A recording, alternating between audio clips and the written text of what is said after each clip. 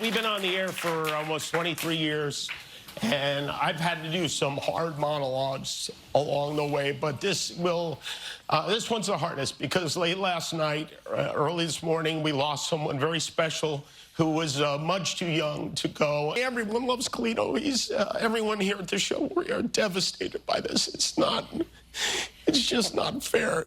Jimmy Kimmel returning to his show Tuesday in tears to memorialize his longtime band leader and best friend, Cleto Escobedo III.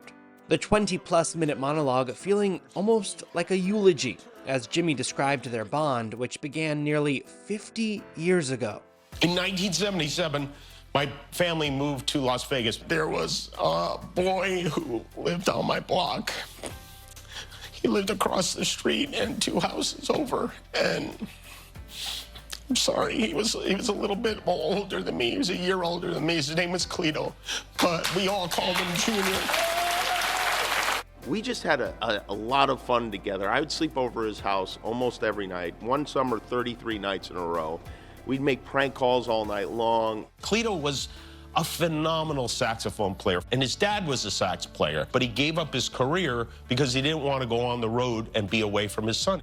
Jimmy explaining how both Cleto and his dad, Cleto Sr., became part of the Cletones, Jimmy's house band.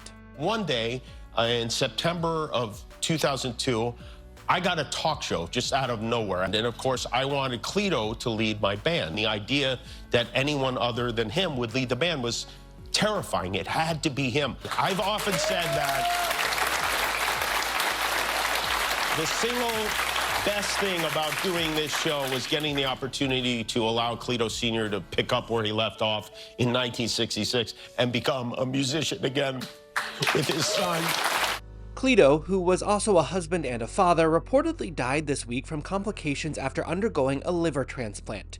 He was only 59 years old. ET's learned his illness was the reason Jimmy Kimmel Live was postponed last week. We're going to take the next couple of nights off, but I wanted to be here tonight to tell you about my friend. He was just a great older brother, no baggage, all love. There's no one in my life I felt more comfortable with, and even though I'm heartbroken to lose him, I'm going to take yet another lesson from him and acknowledge how lucky I was to have him literally at my side for so many years.